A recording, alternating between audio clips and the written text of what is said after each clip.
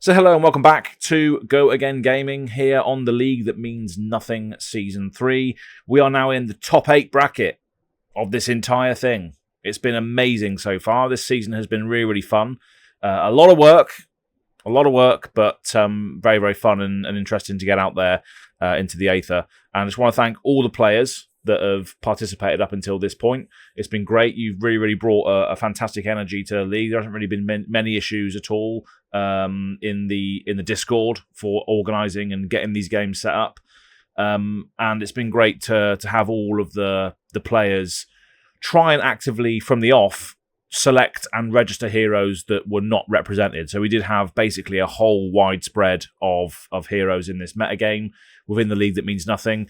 And that's great to see because the top 8 now has, as a result of that variance and that sort of diversity, has every single hero is different in the top 8. It's absolutely fantastic.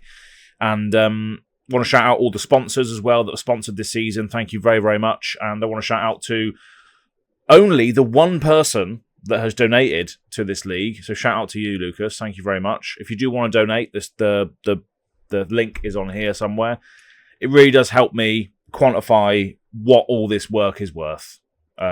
So that makes a big difference. So thank you all the sponsors. Thanks for the one donation so far. And thanks to all my personal patrons that have sponsored Go Again Gaming on various levels over the last couple of years. You guys have been fantastic. There's a few of them playing in today's game. Rob included, who is going to be playing Prism today against Dorinthea. That's what we're going to be covering today. Rob is a proud member of Team Turd and a great patron of the channel as well, so thanks for all your support. So yeah, that's why I thought I would do this one. We've got a patron playing and a Team Turd member. What else could be better than that? But yeah, Rob Andrews has always been a massive Illusionist player. I've known him for ages, since the Magic the Gathering days, and yeah, he absolutely loves Illusionist. He was playing Enigma and Dromai in previous sort of chats that I've had with him. So yeah, very, very hot on Illusionist. And we have Dorinthea, who's being played by Gustavo as well. So it's going to be interesting. Gustavo's shown some great masterclass of Dory over the couple of games that we've seen on the league. And it's going to be an interesting race to a certain degree with these two decks wanting to accumulate value via the Dawnblade getting counters or via the Angels hitting and getting the Figments. I think Prism might have the upper hand here because she has a lot more defensive tools to stop that Dawnblade from going through, including damage prevention, ALS, Soul Shield, just other things like that. Ward, of course, from the Angels themselves that are established. So yeah, I think it's going to be quite hard for Dorinthea, and I think the Dorinthea player might have a surprise with regards to this Prism deck as well, because Rob is very much running pure, what do they call it, Boeing 547 or whatever, where it's just full send the whole time, but still does have some defensive capabilities.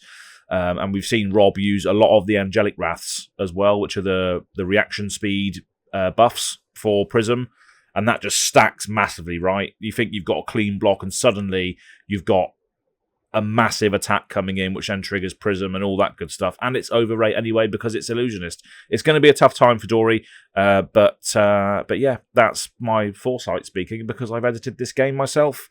Whoopsie. But yeah, thanks for all the sponsors, thanks for all the patrons, and thanks for all the viewers that have come along with us on this journey. And yeah, let's get down to the table and see how this one plays out. Yay!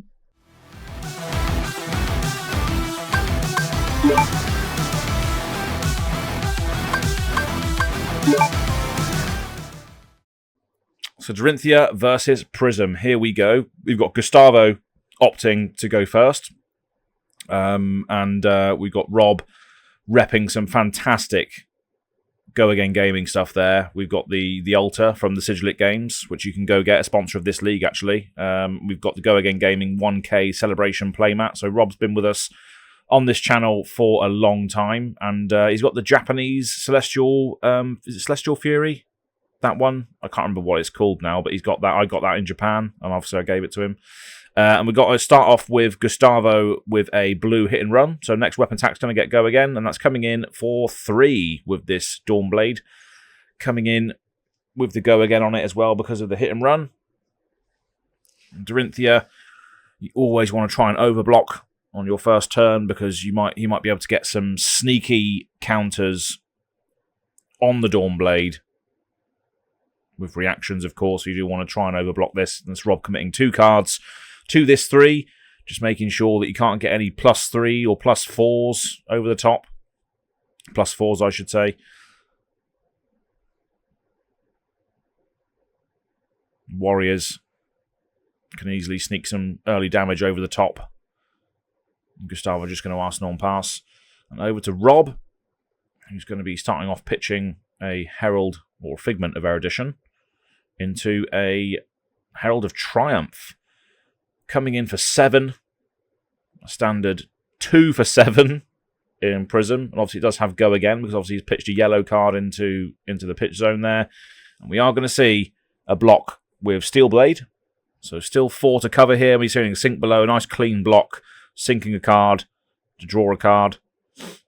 And here we go. Here comes the Angelic Wraths coming in for now 11 damage. So Prism doing her best impression of a warrior. Dorinthea taking 4 over the top, and that is going to go into Soul, that Herald, and of course Prism is going to trigger. So Rob can go and get a Figment of his choice onto the field. And so it begins. First blood, first on hit going through to get that accumulative value on board. Prism is winning that race currently, getting a Figment of War, which comes in with a Courage token. So that's going to give the next attack +1.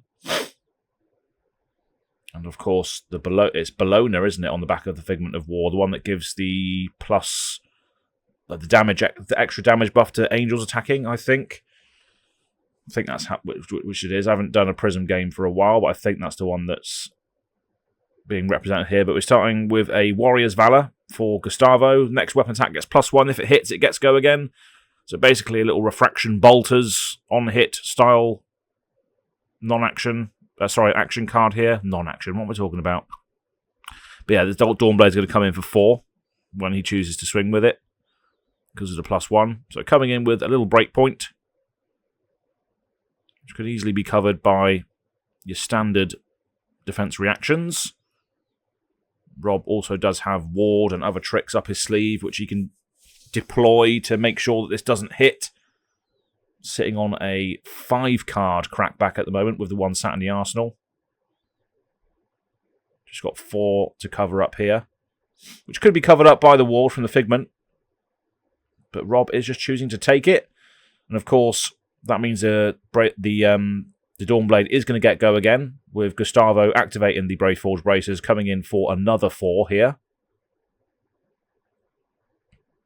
And Rob just saying, yep, okay, I'm just going to take it all.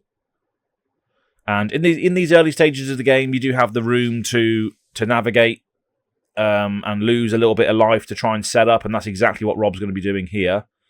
Just using that life total while he can to send in a 7 attack because of the Courage, another Herald of Triumph. It's another thing that Dorinthea doesn't really have access to is Poppers, so that's another edge that Rob does have that I didn't cover at the top of the show here. But we are going to be seeing a full block. But we're going to see another Angelic Wrath. Wow. So 3 is going to be leaking over the top of this.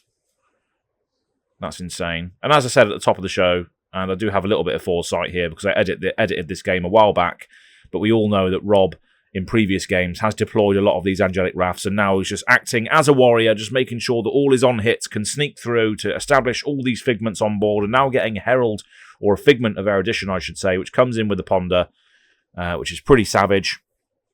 And obviously that card, the one before it, the Herald, did have Go Again because of the Herald of Protection yellow pitched into the zone. So it does mean that there is going to be quite a substantial follow-up after this, I believe. So Gustavo about to stare down the wrath of Solana right now. We are going to be seeing the Prism activate to unleash Soraya, Archangel of Erudition, upon the battlefield.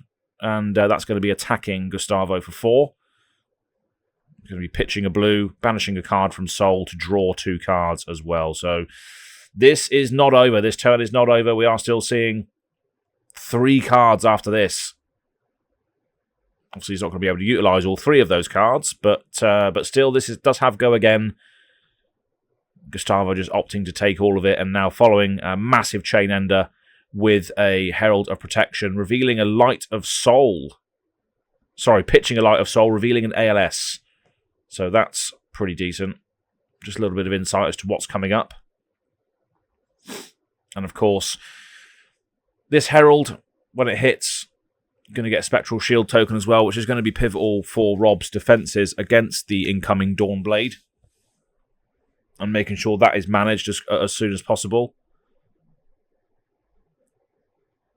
And Rob, wow, that's an absolute classic token there, the Spectral Shield, which I made for the Dusk Till Dawn pre-release at Mystic Games, which we went to. So nice to see Rob repping those Prism Spectral Shields.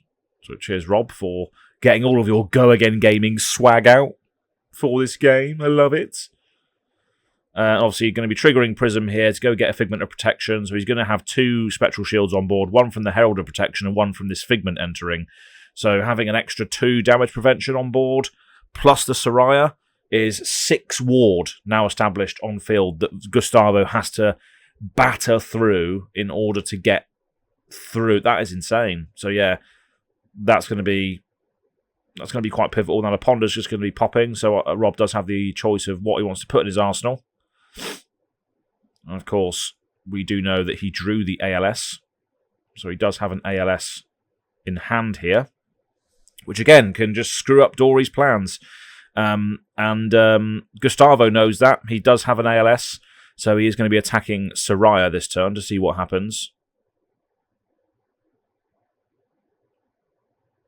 Just need to try and bite through that ward where possible.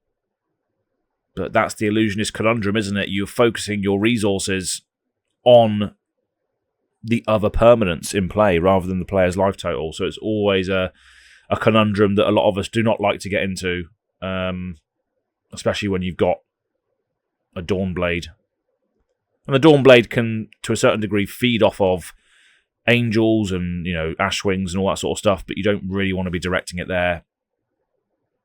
Especially when this sort of Prism list is very, very aggro-y and can just throw loads of numbers at you while you're focusing on the allies. We are seeing a Halo activation here. Going to go search for another Figment of Ravages. So that's going to enter and deal 1 damage, which I'm not sure if that was registered, the 1 arcane damage there. Unless he pinged his own Angel. Would that just fizzle the Dawnblade if that happened? I'm not sure what happened there. But regardless, Soraya is gone. Soraya is dead. And now it's going to go over to Rob. He's got 3 Figments in play, 2 Spectral Shields. So he's got a lot of defense there at instant speed where he can awaken the Angels, which is pretty good.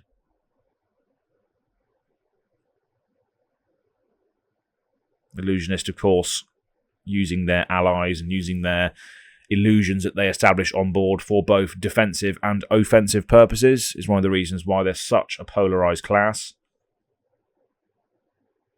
Taking away the agency from the opponent. And we're seeing a Wartune Herald come in, so just a 1 for 7. Just a 1 for 7 with Go Again, yep, no problem. We are seeing a block of 3 and a clean block of 7 here on the sink below, so that is going to be blocked entirely this time. No Angelic Wraths here. Does have Go Again because of the yellow being pitched, but that's pretty much Rob's turn. Going over to Gustavo here is going to pitch a Twinning Blade into a Commanding Performance. So the next attack's going to get +3, and if it's defended by a attack action card, Rob's going to have to destroy his arsenal. I've got a feeling that Rob's probably not going to want to block at all, though. Really. And this Dawnblade now coming in for 6. No Go Again. Just coming in for 6. 1 card in hand. Or 1 card in arsenal, I should say. No result. We do have a Tunic, so we could be representing...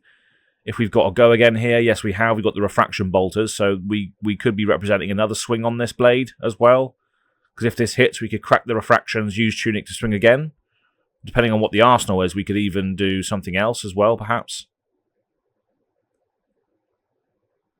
But Rob having a long, hard think as to what he wants to do with this Dawnblade. But that is a pretty good response. As we mentioned at the top of the show, being able to just block 6 as a D-React is pretty pivotal in this particular situation. And of course, Soul Shield is going to go into Soul. And that is that. That's Gustavo's turn. Back over to Rob. And Prism, happy to operate on these 2 to 3 card hands because of just the sheer value that you get out of the heralds and stuff, right? And if you let the hit go through, the subsequent Figment coming into play, giving you an extra little bit here and there, like the arcane damage and the ponder and everything else. It's pretty nasty, and you can see why Rob does like piloting this deck. So he's going to be pitching an ALS into a Herald of Protection red, so coming in just as a 2 for 7 with Go Again. Still just great numbers here. And we're not seeing... We've got an Oasis Respite, so that's going to gain Gustavo. Oh, we're going to see another Angelic Wrath. My God. Going up to 10.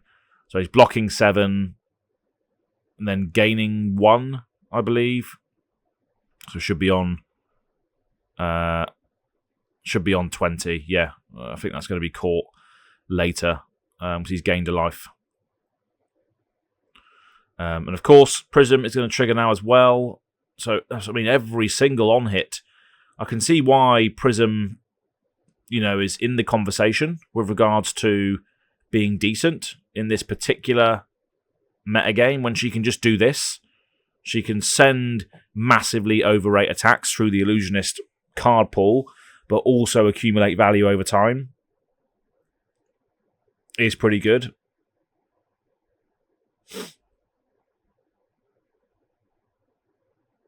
Yeah, Gustavo's put his life back up to 20 on the board, so obviously that's just gaining the life from Oasis. But we are going to be transforming another angel. Victoria, Archangel of Triumph, is coming out now. It's going over to Gustavo's turn. He's going to be playing a Spoils of War, pitching a blue overpower, by the looks of it. Yeah. And then we're going to see the Dawnblade come in for 5. Just attacking the angel, just getting rid of that where we can. Getting the on-hit, because you still get the on-hits if you smack angels in the face, which is always good. So we're getting that copper. Not sure if that's going to make much difference to Dorinthea's game plan, but we are getting it nonetheless. And then we are seeing another swing after activating the Brave Forge Braces. This is coming in for 4. Because of the Spoils of War giving the buff. We are seeing the Phantasmal Footsteps being paid into here. So this is going to be blocking for 1. And then the Spectral Shields are going to be covering the rest. Yeah, so that's a good utilization. Nice clean block there from Rob, utilizing the boots. And using that 2 resources floating to flip over Aegis, Archangel of Protection. Obviously, whenever this attacks, beautiful art. Probably one of the best arts in the entirety of Dusk Till Dawn, in my opinion. Awesome looking angel there. I love the 6 or 8 wings that she has. It's just fantastic. I love that look. Rob would appreciate this as well. Maybe that's why Rob loves this deck, because he's a massive Sephiroth fan. Sephiroth from Final Fantasy VII has angel wings, isn't he? Maybe that's the deep cut of why Rob loves angels. But because Gustavo is just going to be taking this Aegis to the face. Rob getting 2 Spectral Shields on the attack, of course. Establishing more defenses as this game goes on.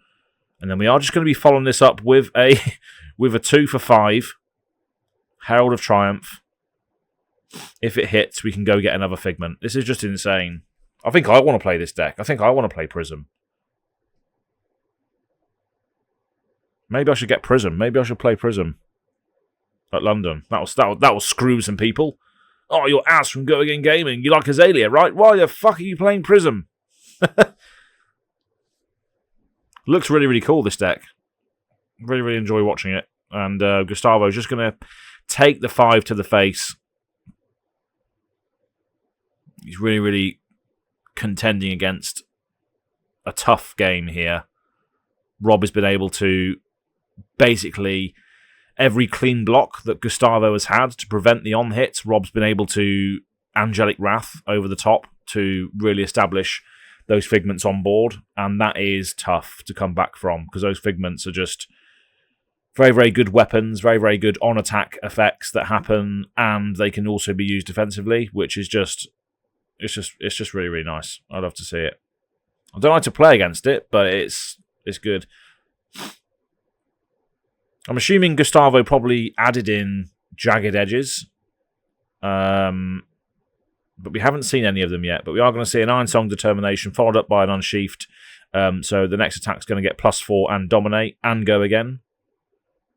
I think I've done the maths right there. 3 + 3 + 1. Yeah, so it's 7 Dominate. 7 Dominate, and it's just raw damage at the moment. And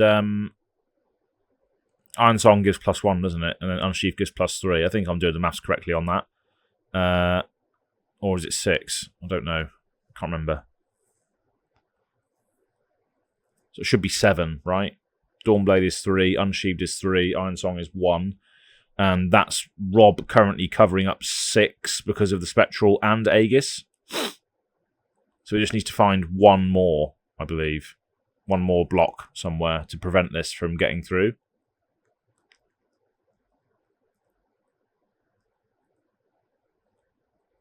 So, I mean, 6 ward on field, like after attacking aggressively, it's just ridiculous, really, isn't it? We are seeing a Prism activation, so it looks like what Rob is going to be just awakening the Bologna Archangel of War to soak up a lot of this damage, and also preventing potential reactions as well. So this is blocking for 10 now. So that's going to be soaking up. We are seeing a Blade Flurry come over. So this is going up to 9 now, but this is going to be all blocked by all of the angels here, soaking up 8, and a Spectral Shield soaking up the 1. Right? So we should have 1 Spectral Shield less as well, by looks, but we should have, I think. Yeah, there we go. Yeah, Gustavo just being like, yeah, I need to try and clear this ward. This is getting out of hand. And Rob down to just the 1 Figment and the 1 Spectral Shield now. And you'd think that's a small victory to get rid of that ward, but you're still going to have to contend with the huge Herald attacks coming in at you with Go Again. That's the position that you get yourself into this game, is you think you've got a foothold in controlling the board state, and suddenly you're getting massive heralds thrown at you with this Goliath Gauntlet activation, pitching a Soul Shield to come in with a Herald for 8. Just a simple 2-card 8 there. 2-card 8 with an on-hit of getting more defense. Brilliant. It doesn't look like Gustavo is going to be able to pop any of these here. Looks like we're blocking for 6 on that, right? Crown, Precision Press, yeah. Taking 2, getting another Spectral Shield from the Herald of Protection on here, and now going to be able to search for another Figment if he wants to. But he's just going to fail to find by the looks of it. Maybe they're all gone. Maybe all the Figments are gone. We'll see. But Gustavo's got a chance to pull back something here with the Steel Blade Supremacy. Obviously, Dawnblade now coming in for 5 on-hit draw.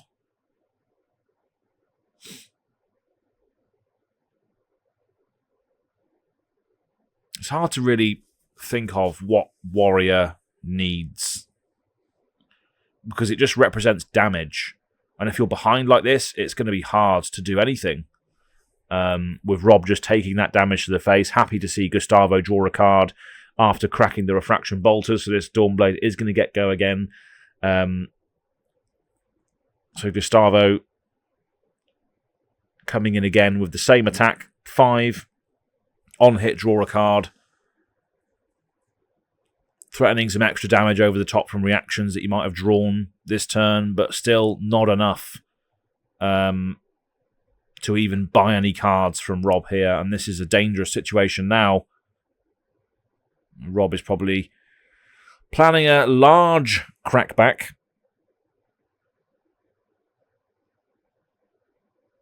The Figment of Ravages is still there, so that's the second Archangel of Ravages on the back of that one. But Looks like Rob is just going to come in with Heralds for days. Coming in for a 1 for 7. 1 for 7, go again. Blocking for 9. Making sure that just doesn't hit. Trying to save life now. Maybe Gustavo is thinking, maybe this is it. Maybe I just have to try and block and starve him of the figments. But this is lots of numbers to try and contend with here. Prism can just still throw out these massive numbers, these massive heralds. I don't know if Rob has any figments left in the deck, which he could search for if any of these hit. But Gustavo is just going to take the damage. And an Angelic Wrath comes over the top and kills him. Wow, that's just that just sums up the game, really, doesn't it? An Angelic Wrath coming over the top to seal the game. Wow. Those Angelic Wraths, mate, I can appreciate why you put those in there, especially on the strategy that you have, clearly. So that's Rob, member of Team Turd, going into the semi-finals on Prism.